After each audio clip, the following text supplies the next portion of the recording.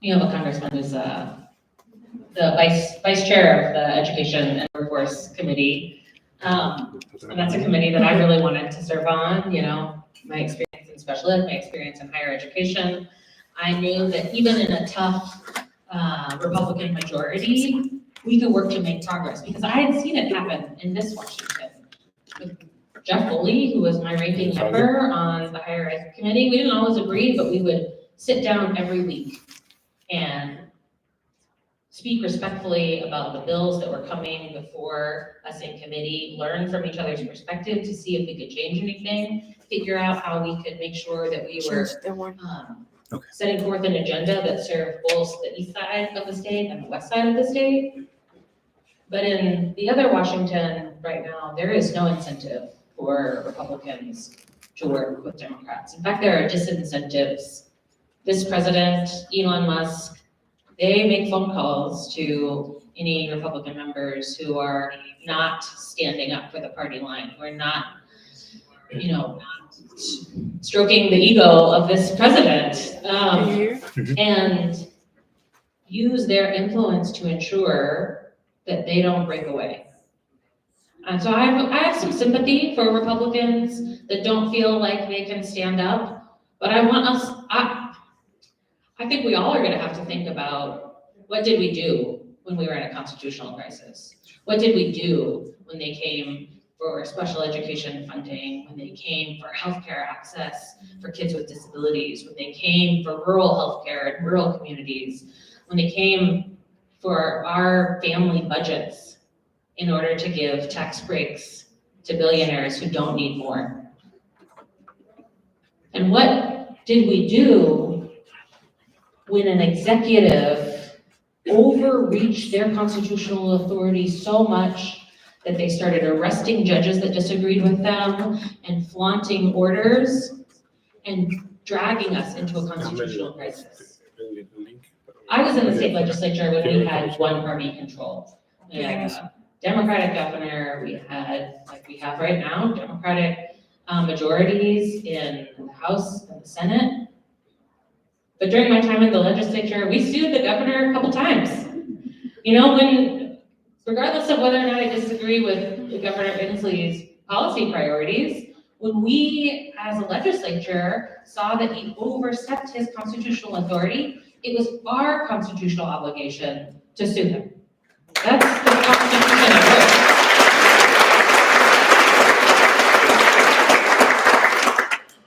But Republicans in Congress say in committees that I sit on, it's our job to carry out the priorities of this president.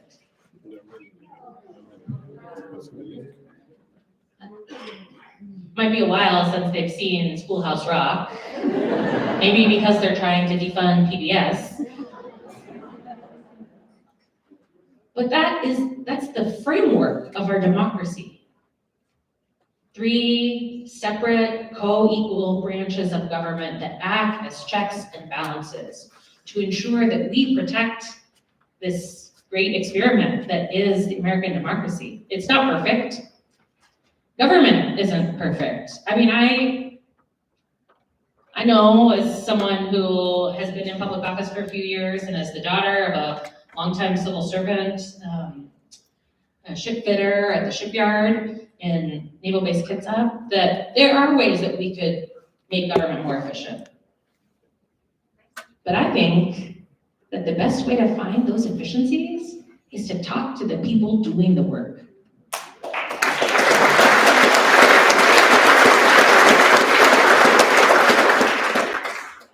Use an algorithm that uses probably more power and water than it does good to cut people's jobs, their livelihoods, the funding that we need to ensure that benefits, which they continue saying they're not cutting, get to the people.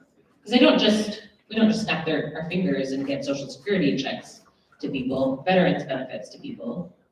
We have to have government infrastructure to deliver those tools, those programs that we have congressionally appropriated that ensure that the middle class has the ability to continue to grow and that seniors who have worked hard and long can retire in dignity.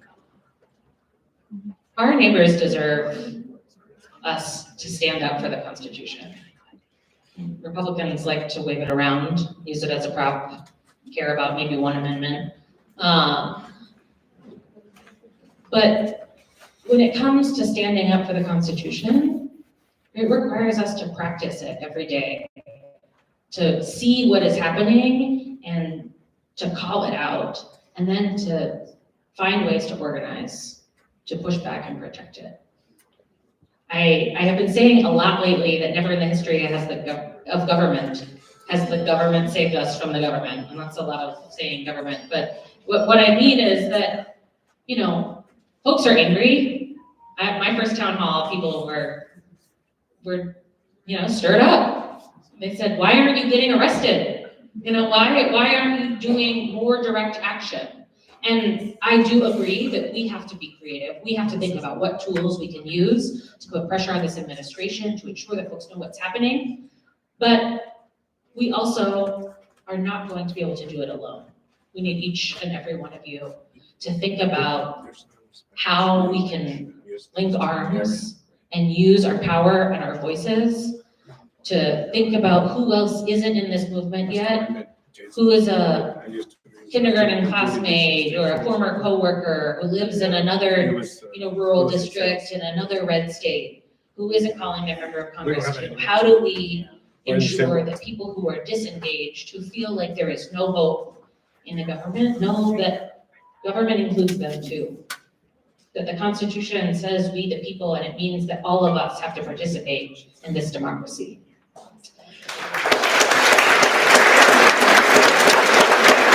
So thank you so much for being here, for participating, for holding your elected officials accountable and bringing your voices. And I'm so honored to get to join my colleagues here today. Thank you.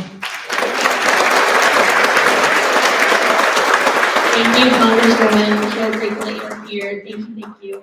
I'm going to ask a few questions of our panel, and then we will get to your questions. And we really do want to hear from all of you. I'm going to start with you, Congresswoman Randall.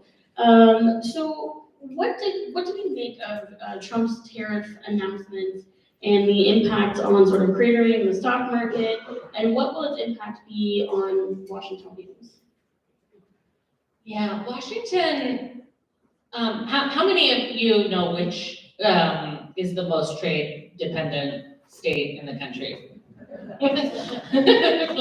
Leading question here, right? It's us. I have a lot of ports in my district. Port of Tacoma, the Port of Port Angeles, the Port of Grays Harbor. And those are three ports where a lot of exports from Eastern Washington and, Middle America leave to go to families who need them. And what Trump's tariffs are doing is taking away the livelihood of farmers and ranchers and small business owners across our state and country. I don't believe that there is no good tariff. A tariff is a tool. It's a tool. Someone recently told me like a 2x4, right? You have a blueprint, you put the 2x4 where it goes, you build what you're trying to build with your blueprint. Trump doesn't have a blueprint for his tariffs. Trump's taking the 2x4 and swinging it around to see who he hits and see who he scares off. This is a policy without a plan. And it's only hurting working people who are already facing prices that are high and who are worried about being able to support their families. These tariffs are going to drive up the cost of lumber to build new homes, all of the homes we need in Washington. And even if we logged every tree on the Olympic Peninsula, which never in my life would I let them do, we would not have enough lumber to build the homes we need in Washington alone. We have to have good relationships with Canada in order to supply lumber to the home builders in our communities. I was out meeting with the Port Gamble Slalom Tribe in Kitsap a couple days ago, and you know the GUI duck divers have no market for their product this year. The prices have fallen out from under them because of the tariffs, and that's family budgets. Often folks during GUI duck season can earn the money that they need for the rest of the year. This is dangerous, and we should be looking at ways to invest in small business growth, invest in creative tax credits for businesses that actually need them, not folks who are looking to get richer and richer and richer off the backs of working people. We should be looking at ways to make housing more affordable and expand childcare so more parents can re-enter the workforce who are forced out of it because childcare is so unaffordable and unattainable that the only way they can make their budget pencil is to stay home with their kids, which maybe is fun, maybe is what they want to do, maybe is a choice that they're happy that they made, but for so many people, it's not the choice that they would have made if they had the childcare access they needed. So we need a president that cares about regular people. We certainly have one who talks about that. And we need members of Congress who will fight for it. Thank you.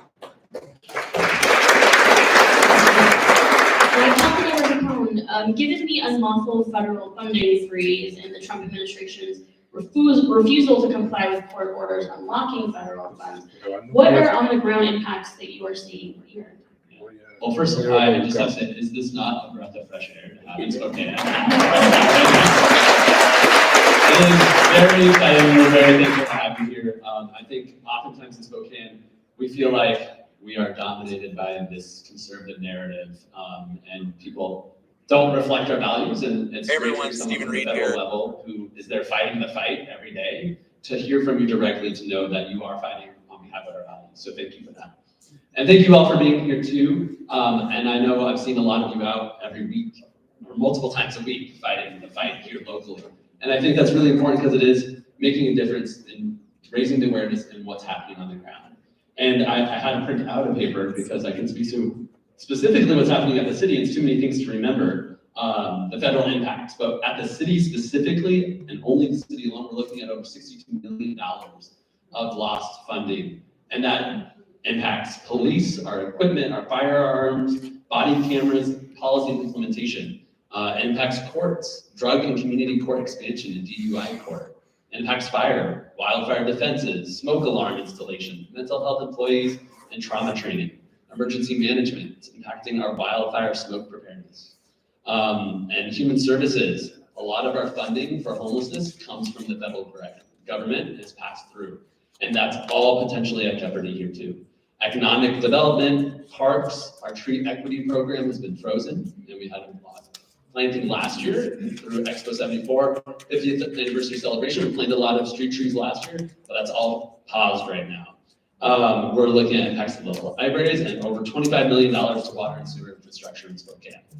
We're also seeing impacts to economic impacts in our community. Just this week, we read in the Inlander that Canadians aren't coming down and shopping and visiting anymore. That had impacts for like Best of Broadway and our hotels and our industries and our service workers.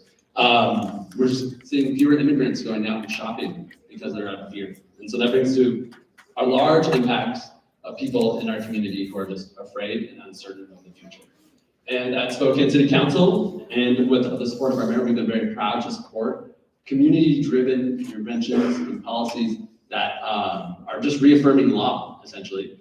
And those came from community members. So earlier this year, in response to the Trump administration, we reaffirmed our commitment to keep Washington working policy. So thank you. I think you were there when that was passed. So thank you for that. That's just affirming our commitment that we are going to follow state law and protect immigrants and not coordinate with ICE as ICE is terrorizing our community.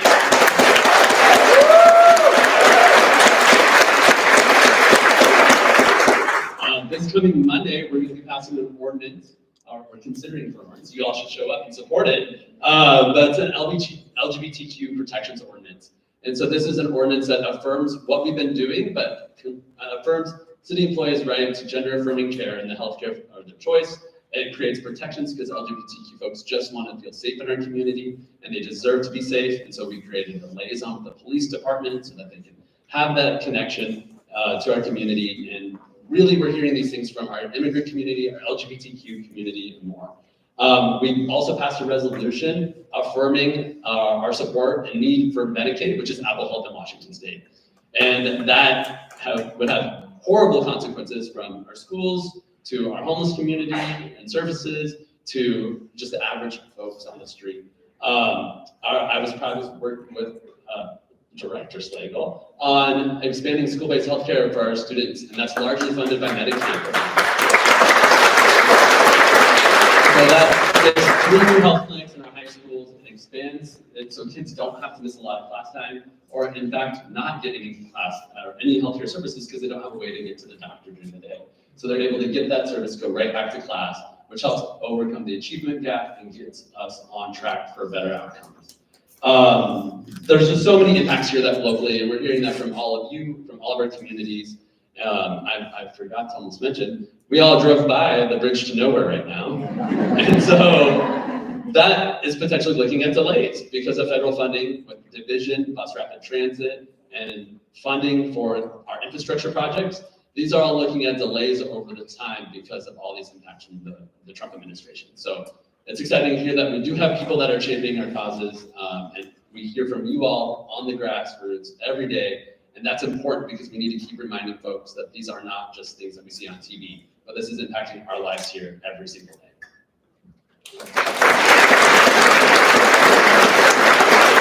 It's amazing what impacts, even people write us off a lot of times as like a blue state, but even here, absolutely. Thank you. Director Slagle, Trump's executive orders on education are putting school districts between a hard place and a rock. What are the impacts you're seeing in Spokane, and how are these orders impacting students?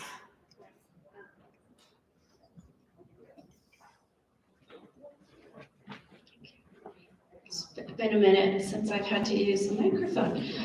Thank you everyone for being here this evening and caring about our public education here in Spokane.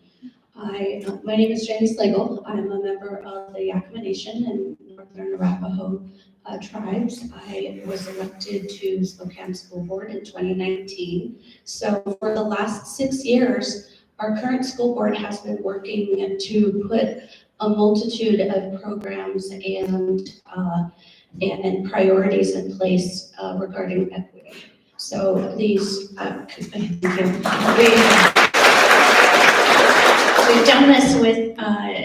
We've done this hand in hand with our communities that have been most impacted.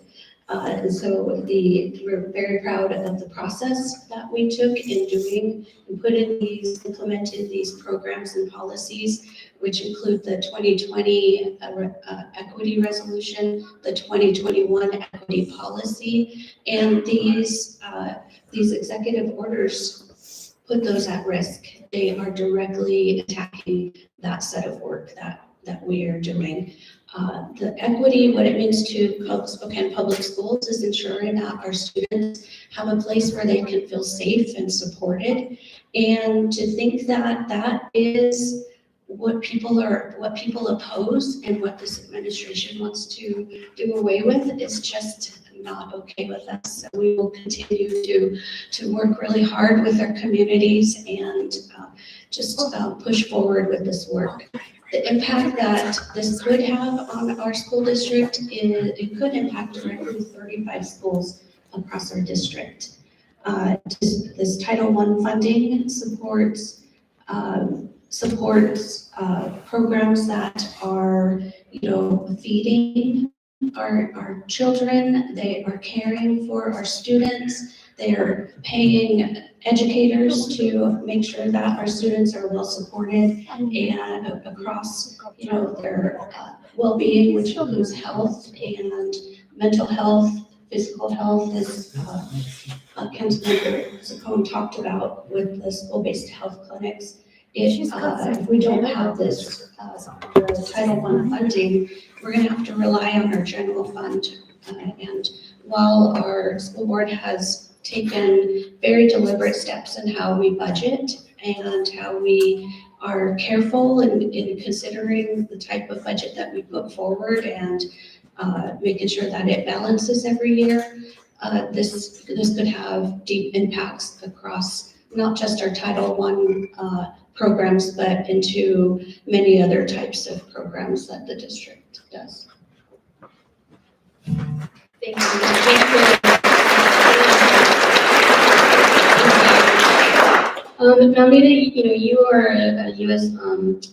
Navy veteran, and we've heard the headlines of Signal Gates, which had a part 2 recently with HEXF having another lapse of security plans being released in a Signal chat. But it provided a look at a very troubling ways that the Trump administration is bungling our national security data. So what alarms you most about those revelations, and what would have happened to you if you had behaved similarly while you were on active duty? Okay, so first I was a grunt. I was a mechanic, so they would have never given me that classified information. But let's say I shared classified information. I can tell you that I would have been meeting the real law and justice of our civilization. And, I served under Don't Ask, Don't Tell as the first female in my command. And I'll tell you, retribution would have happened swiftly for me. And there are just 2 forms of justice for those that have not, and those that have. And unfortunately, that's something that we really need to work at changing. And without political will and force, we will not get there. But there's a common thread for everything that we've all talked about here is fairness.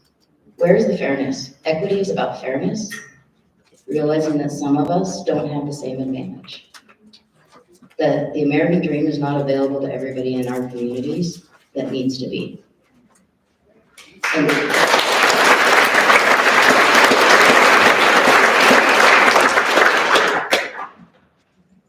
Absolutely, yes, thank you. Well, with that, I'd like to turn it over to the audience for Q&A. I have Isabella come up, and we pulled numbers earlier.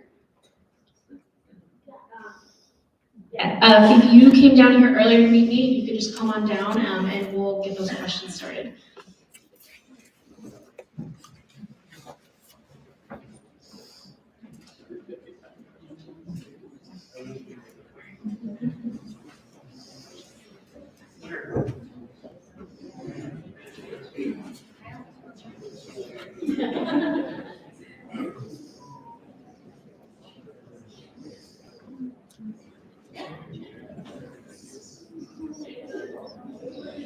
All right, so I'm going to ask that you introduce yourself, that you say your name, and then you're welcome to direct the question to someone specific or to the whole panel, however you'd like to do that. Good evening. My name is Dan Lambert, and my question is to Representative Randall. This question is also to each and everyone in this room.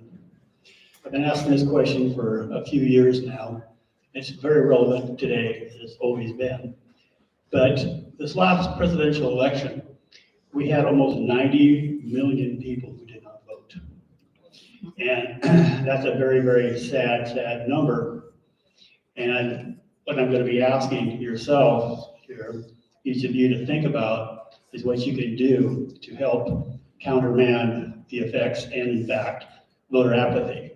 And although Representative Randall did address it a little bit, I would like you to listen very, very carefully to what she's going to say and reflect on those words. So, Representative Randall, what do you intend to do about the demon that is voter apathy, and how do us, these folks here, and myself, fight it on the ground as hard as we can? Thank you. That's an excellent question. Thank you so much for asking it, and asking it not just of us, but your community. I love campaigning. And it's, a lot of people are like the campaign side, like the governing side, I also like the governing. But what I love about campaigning is knocking on doors and talking to voters. And, that's a lot of campaign strategists will tell you, especially at the local level, that's how you win elections, right? You go out and you talk to people, you connect with them. And when you get higher up in bigger and bigger districts, they say, you just do TV ads, you send mail, you do these other things. I love campaigning because I love knocking on doors and I love asking folks, what keeps you up at night? What are you worried about? What are your hopes for your family? And I think that's one of the ways that we engage voters who feel disengaged, who have lost trust in democracy or in our party, who never really identified with one party or the other in the first place.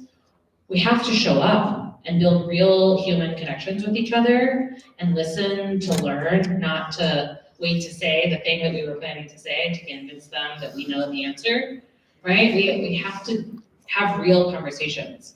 And I first knocked doors with the state party before I ran my first race, when they were doing deep canvassing in 2017 after Trump's first election.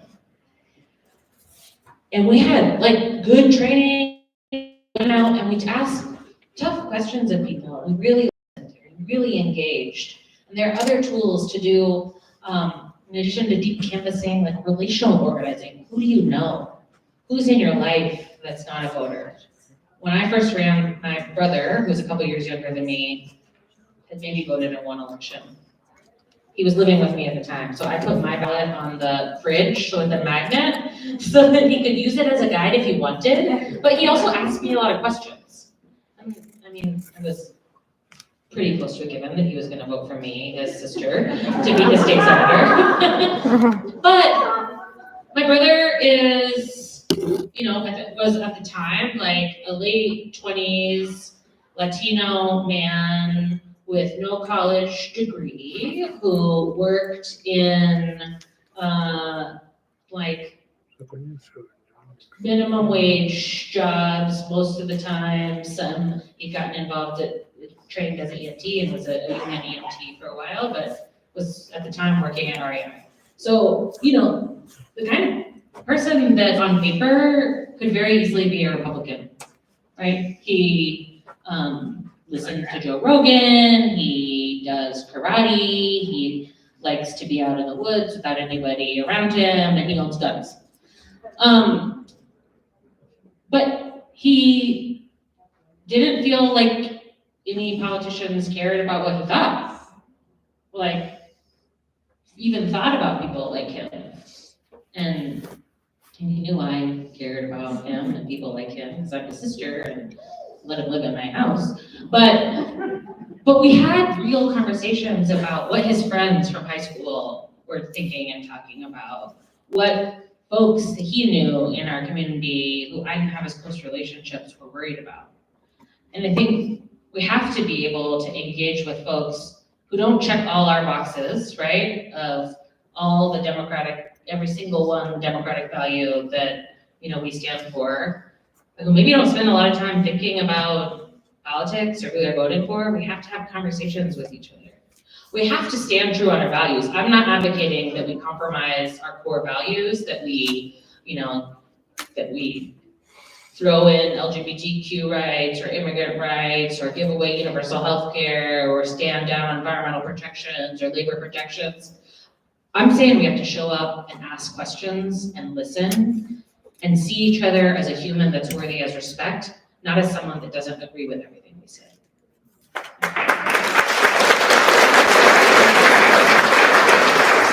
I just want to underline quickly two things on Emily's side, which is one, to listen. I think that one of the big lessons for Democrats from this last cycle is that we spent a lot of time trying to tell people what we thought they wanted to hear, and we didn't do enough real listening. And that listening needs to be happening all year, every year, and not just starting in, the summer of an even year.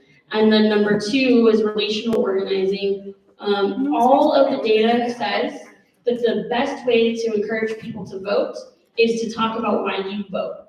To say to your brother, to say to your, family members, to say to your grocery clerk, to say to people at, your place of worship. This is why I'm really excited about being engaged. This is why I'm excited about this candidate. This is why I care. This is the impact. I just heard from council member Zach Sapone that these horrible cuts are impacting our community.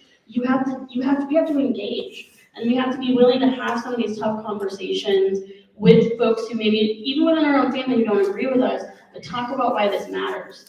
And that is the best way to get people excited to participate and do this work. And you all, the big demonstrations that you've had on April 15th or April 5th and 19th, that's sending such hope to so many people in this community, but across the state also, and showing up and showing people that this really matters is just so, so important, and we've got to be doing that right now, and all the way through the midterms when, it's the whole ballgame. If we don't take back the House, we're done. So, this really matters, and so I just wanted to underline what Emily said there. Thank you.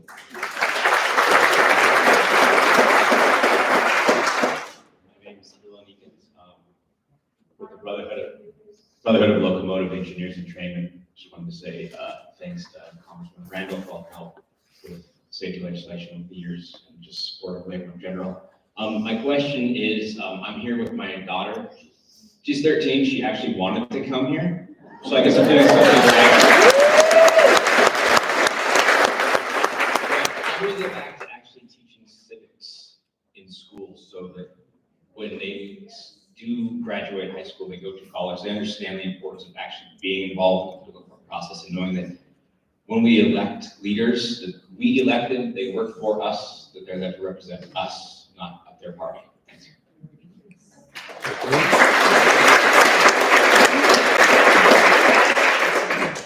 Thank you for that, and thank you for being here, wanting to come. We have a wide range of curriculum that does include civics, and we have some really great educators who really care about not only teaching the history of it, but actually becoming involved and encouraging our students to come to town halls like this and to be informed. And that's really what we're trying to encourage our students, is to be informed, not to think along any type of ideology, but to get as much information as they can. And the different courses that we offer across our high schools are just so impressive, from all types of history, American perspectives, to which really some of them really focuses on and centers our diverse communities, histories, and which includes civics. I think there's civics really is integrated into not just our history, but our language and all types of curriculum. I can help jump in on this since I am a 7th grade social studies teacher. And we are constantly doing that. So this year in my class, we did a mock presidential election where students ran.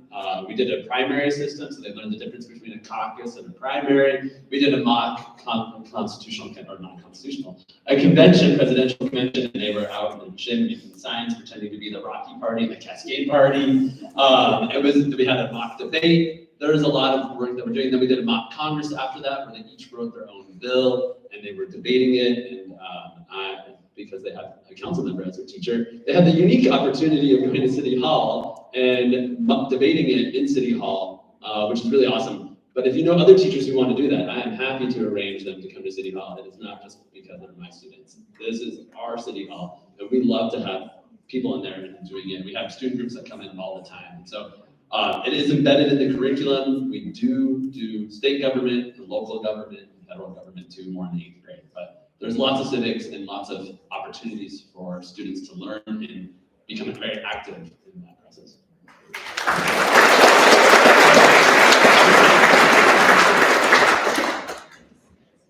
Hi, thank you so much for coming to Spokane, especially Representative Randall. My name is Manuso, and I grew up in a working class immigrant family. family.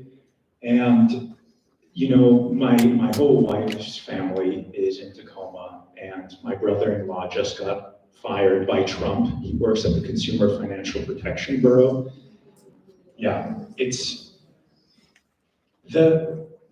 what I'm noticing as someone that works at Spokane Community College with non-traditional students and a very active union member, I'm noticing that working class people are completely disillusioned and have lost faith in the Democratic Party especially. And it's really sad, but it's a reality, and it's a true reality. Especially seeing our neighbors in Missoula, Montana, seeing Bernie Sanders and Alexandria Ocasio-Cortez there. They've really been reinvigorating working people and showing that economic justice should be a bigger part of the Democratic Party, right? So I am very curious what you think about, especially Democrats today that aren't ready to fight for working people. Thank you.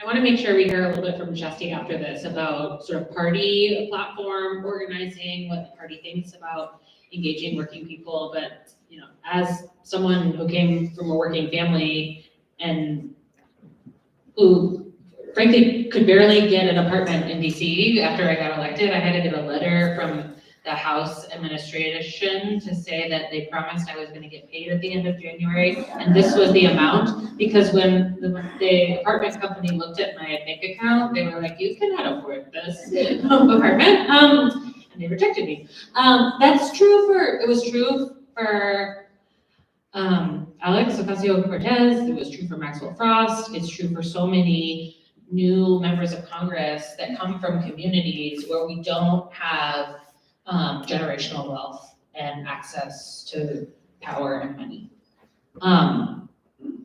You know, I think part of how we engage working people in the electorate is by running more working candidates and electing them to office at all levels.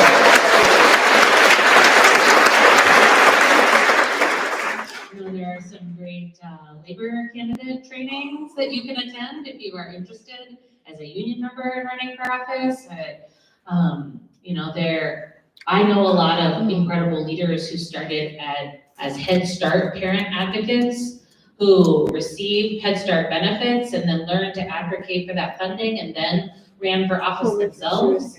And those voices, those union member voices, those, you know, poor mom voices, the voices of people who know what it's like to worry about which bill you're gonna pay and which bill you're gonna try to delay as long as you can, those make policymakers who understand the impact on their constituents in ways that other members don't.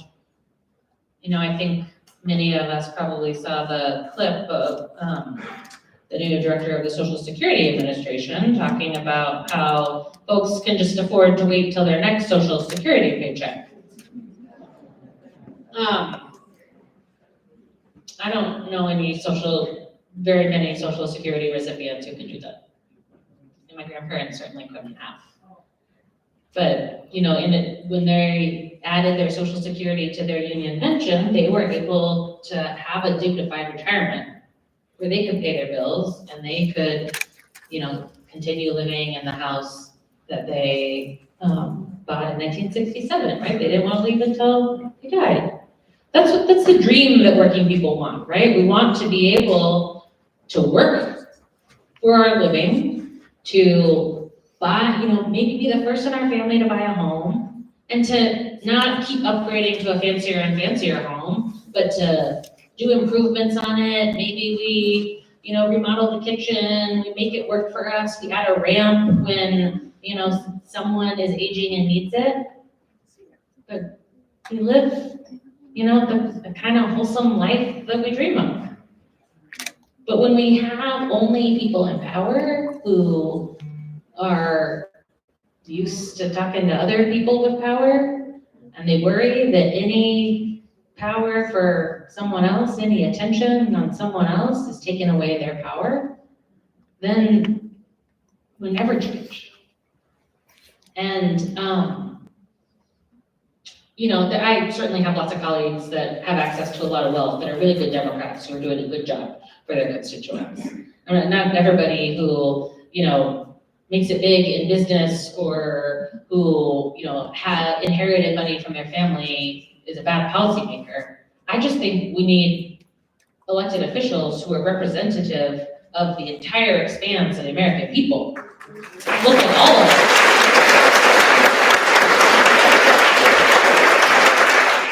And I'm, you know, really inspired by Bernie and AOC's work. It's one of the reasons that I wanted to participate in the People's Townhall. Know that it matters to go out to reach people, that all of us across the country need to feel seen in this work. And I'm going to keep taking that message back to my colleagues, and I hope you'll keep telling your Congress member that that's what you want to.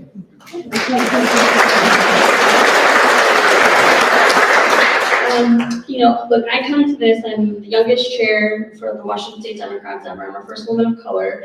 My mother owned a daycare center and, you know, grew up very, very working class, was working under the table, you know, like 13, 14, trying to help where I could. So much like Emily was saying, I think it's really important that we uplift leaders who have that type of real experience, who knows what it feels like. And I certainly watched my mother spend, you know, many months worrying about whether a paycheck was going to come through and whether the lights were going to stay on and whether she was going to be able to, and certainly in her older age, whether she was going to be able to have money for medication. And she worked for the state of Washington, a union job, and she had chronic kidney disease and worked, she died 1 month away from retirement, and she worked that job to the bitter end because she needed health insurance.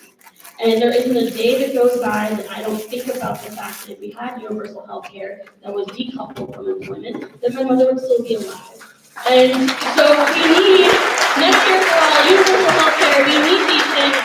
And so we need people who bring that into the work, you know, and all of you, we all have a why for why you show up on Friday night to come to something like this, why you believe in this work. And I am certainly inspired by our own Congresswoman and certainly Bernie and AOC. I worked for Matter. I could understand what it felt like and was speaking directly to them. And we are seeing that. And we are seeing it in places like just across the border in Nampa, you know, we're seeing it in Missoula, we're seeing it in these places where, you know, folks who don't always see themselves as Democrats, but are realizing that we need to have a change in where we're focused. As a Democratic Party, you know, certainly I think there are many forks for 2024, but one of them was the data point that the Democratic Party had become the party of the elites, that we had a party of college educated folks, and that we had lost working class people. And so it is the job of all of us every day to be making sure that we are building a party that speaks to our folks. Our wins are union wins. Like union wins are our best Democratic wins. We have got to be working in lockstep with our labor allies, with our union allies. The way to bring sort of hope back into some of the communities throughout CD5 outside of Spokane, union jobs. That is how we bring people back we get good paying jobs so that they're able to put food on the table, take care of kids, take care of parents. And we as Democrats have to remind people the reason why we are doing this is not just to win. That is the beginning. The next part of that story is to make people's lives better. It is to make a difference. And we've got to be bringing home that message in everything that we are doing. I am so proud we have a new Democratic National Committee Chair, Ken Martin. Yes, very excited about Ken's leadership. Ken was the chair of the Minnesota Democratic Farmer Labor Party for 14 years. His mentor is Paul Wellstone. He understands, he comes from the ground, like he understands what it means to, you know, his mother was a teen parent and he understands it. And so what I am seeing is a massive shift within this party from the top all the way on through that is understanding that message that you just brought and recognizes it. Now, this thing, it always takes too long. It always moves too slow, but we are seeing a change in realizing that we've got to be winning back and speaking to and listening to those folks who are most affected. And we've got to be encouraging folks like Emily to run and to support them and to recognize that their leadership may look a little different. And that's okay. It doesn't have to be how it's always been done. We need people who are gonna bring the fire and the spirit to this work because that is the moment that we are in. So that's the party I'm trying to build, and I hope that we all are in this, for sure. And I do wanna hand it over to your own county party chair, Dan Spencer, as well. Yeah. So on top of being a Navy veteran, I am the chair of Spokane County Democrats, and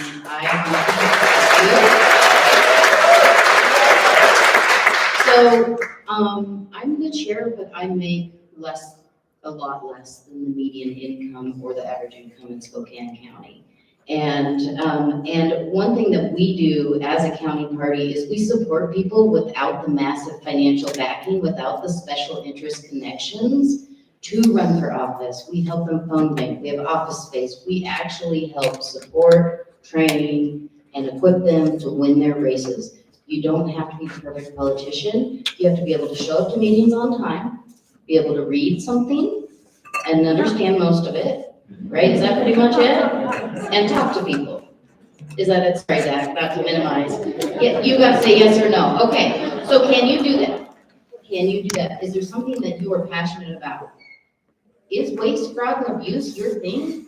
We have a ton of water commissioner races this year who haven't had new blood in many, many years.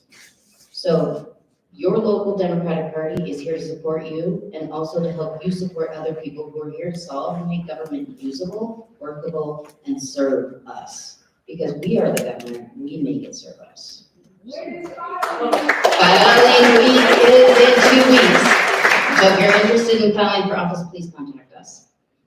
And I want to make a quick plug. If you are wanting to get more involved, there is a training tomorrow that is put on by the Democrats, Views, and the Working Families Party. It's going to be at 10:30 for people who are interested in running, or volunteers who want to get help out on campaigns. So it's at 10:30 tomorrow at the Women's Club. So if you or if people you know want to get involved, show up, and there's free lunch too. So we know that working people need free lunch.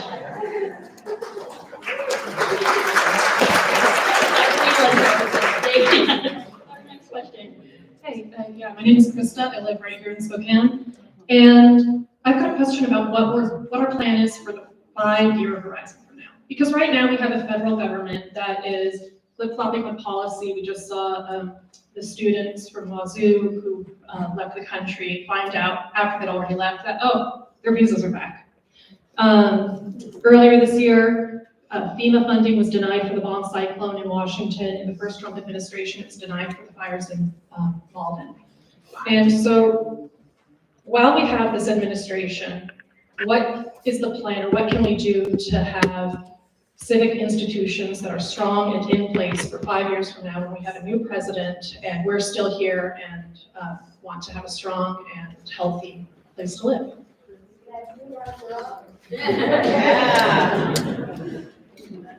Yeah. So, I mentioned before that at my first town hall, a lot of folks said like, why aren't you getting arrested?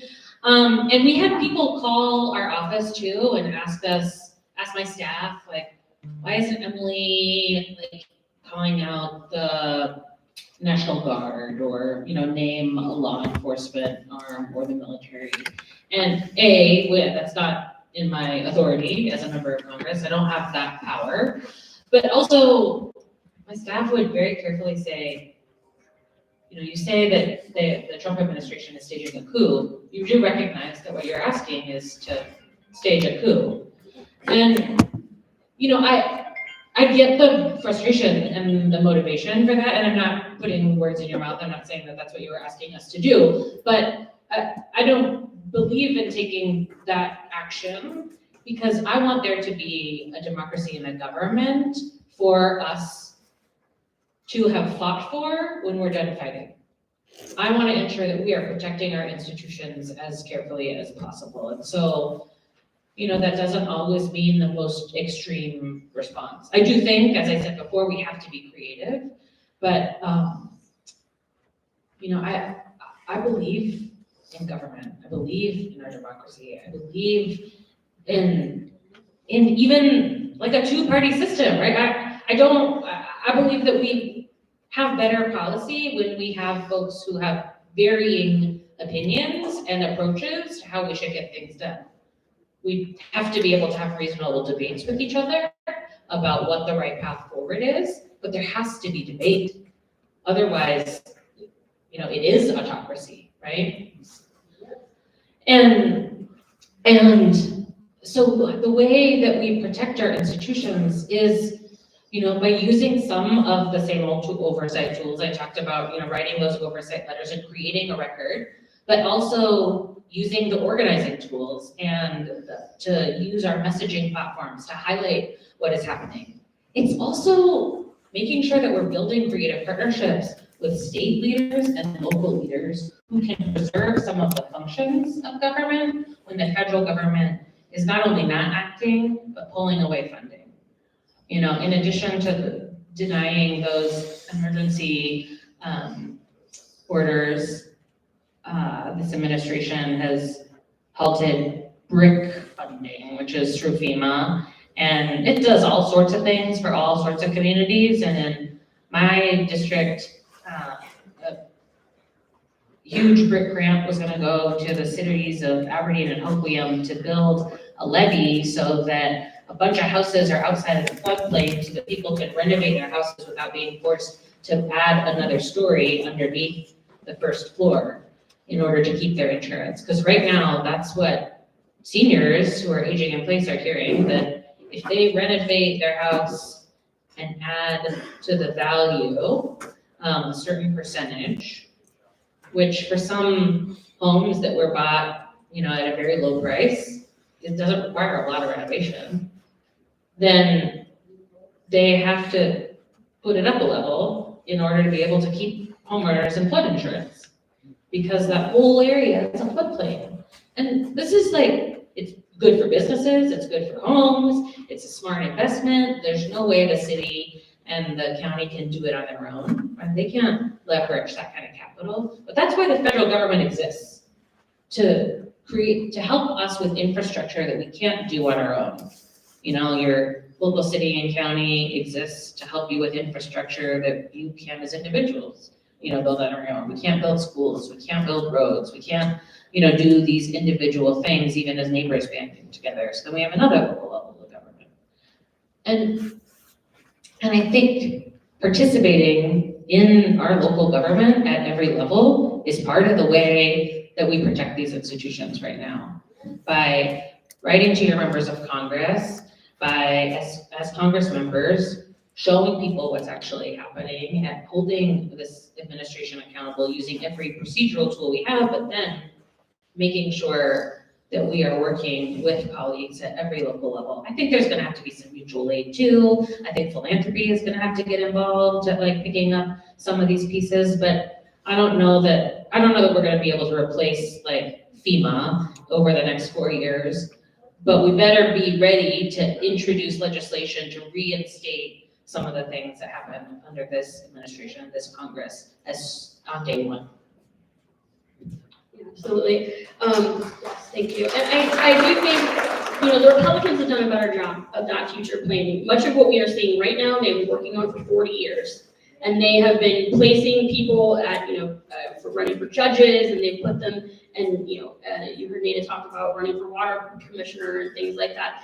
They did a much better job of doing that than we did as Democrats, and that is very true. The last several years, I think we finally realized that we needed to do a lot more bench building, that we needed to be making sure that we were running people every race, every place, that we had to be doing that work and doing a better job of getting our people in places. So you're absolutely right, and I thank you for the question, because we can't, obviously, we are overwhelmed in this moment, and there's a lot of burnout from having fought, and we've all dealt with Trump now for a decade. But for a decade, we've had to deal with this, man. But the problem is that Trump is a symptom and a result of a bigger problem. And if we make everything about Trump, we are not ready for when he moves along and somebody fills out the way right away.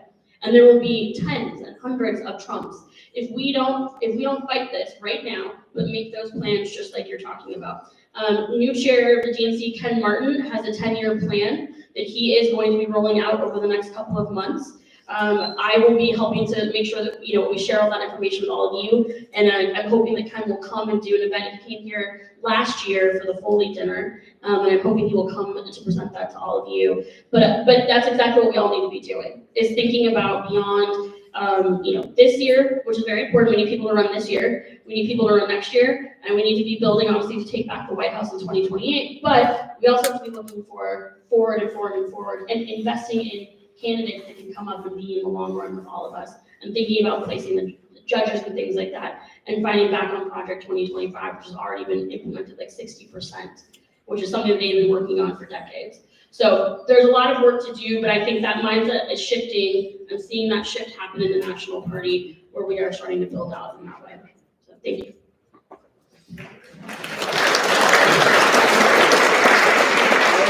Good evening, my name is Mark Quinn. My wife of 51 years said, Mark, you need to go to that meeting, and you need to get what's been ruined in your brain for the last 6 months off, out of your head. And so I spent a little bit of time preparing a question, but of course it had to have a lot of context. And then Isabella said, well, Mark, you're not going to be able to go through all the context. Basically, and we've got a lot of Democratic and Republican friends. And I might add that we had a lot of Republican friends that didn't want to vote for Trump a second time. But and my comments and criticism tonight really is focused on the National Democratic Committee, not the state Democratic Party. And they kept telling me, because I mean, they've been friends long before we ever got into politics, and they said, well, the Democrats just don't have a plan. And, for the lead up to the 2024 election, I got personally over 2,500 text messages. Each of them came with a little, probably I want to say a third or fourth grade questionnaire with the questions already answered for me. In fact, now I'm getting emails that say, this is from you, Mark, to act blue. And that is the epitome of arrogance and elitism as far as I'm concerned. When I finally got one that said, Mark, you donate this amount of money and you'll be qualified for entering into a contest to have dinner with George Clooney. When I got that one, I thought, maybe I'm not really a Democrat after all. So what I want to know is, what did the Democrat, because here a couple weeks ago, Pramila Jayapal, Pramila, woman, said in the Seattle paper, she still didn't know why the Democrats lost. And I wanted to call her up and tell her why they lost. But does the Democratic Party, have they decided what they did wrong to have such a colossal loss in 2024 after getting all of us to contribute $1.5 billion and not taking our input? We know what the result was. So what's the Democratic National Committee doing about that? Because if you can't win the majority, you will never be able to help the minority. Thank you. And you're asking questions where I get to give good news, and it makes me happy, which is that the DNC has an audit committee. So Ken, as the new chair, has put together a group that is doing exactly the analysis that you were talking about. I do like to sort of level set and remind people that if we had 100,000 more votes across the 7 battleground states, we would have won the presidency. So I know what it feels like, and I know that it's very easy to get to that place where you say, we got to throw it all out. Democrats failed everywhere and everything that they did. Thing is, considering the international and national trends that we were seeing about incumbents, we were able to ride the anti-incumbency wave in 2020. It didn't work for us, obviously, in 2024, but we did come close. And to the earlier question, big reason why we lost is because a lot of people stayed home. And that is something that we definitely have to look at. There's data on people who voted differently than us. There is less data on the people who stayed home. So there is work that we are doing as a party to try and do deep canvassing and listening to understand why those folks stayed home, particularly looking at young people, looking at people in rural districts, communities of color, really making sure that we have a full understanding of what that is and what is happening. Some of that is the way in which we message. I don't know, I mean, even I, as in a leadership role of the state party, I had a hard time being able to distill our message last year. We had 17 different things, and it was very hard for us to be really clear about exactly what it was. Trump's message it didn't matter about policy, but he was able to channel rage. He was able to meet the moment and feel people's anger. And so we as a Democratic Party have to do that work to make sure that we are listening and understanding. And that work is happening. And so that is, I think also we all agree that we have to look at the consulting class that sucked up a lot of that $1 billion. A lot of the terrible, rush pack emails, like rush me $50 and you'll meet George Clooney. That stuff has to end. That is not helpful. Those text messages, I get them too, I hate them, I get it. So there is work that we have to do across the entire ecosystem. But that analysis is happening, and I do think in the next couple of months, we will be able to sort of roll that out, and already I'm seeing those changes. A loss forces you to have to do that in that real work, right? That if you win, you're able to sort of skate back, like, great, I won, good, keep doing what we're doing. This has forced us to have to really look at where are we winning and how do they do it? What are the new ways that we're organizing and messaging? And then what are the communities that we have left behind? And unfortunately, it's a lot. And so that work is happening, and I think we all have to be part of that audit and really looking at how we're doing in every single part of this country that type of work. So, thank you. I want to monopolize this, but I want to add one thing to what Chelsea said, because before I was a politician, I raised money for nonprofits for 10 years, and nonprofit fundraising looks so different from political fundraising, and it gives me heartburn all the time. I really, really struggle with the way that we do political fundraising as candidates, as a party, because we treat it very separate from voter contact, right? One consultant does voter contact, one consultant does fundraising, and you're raising money from a lot of your voters, right? So you should be talking to people with a similar message, but folks think that the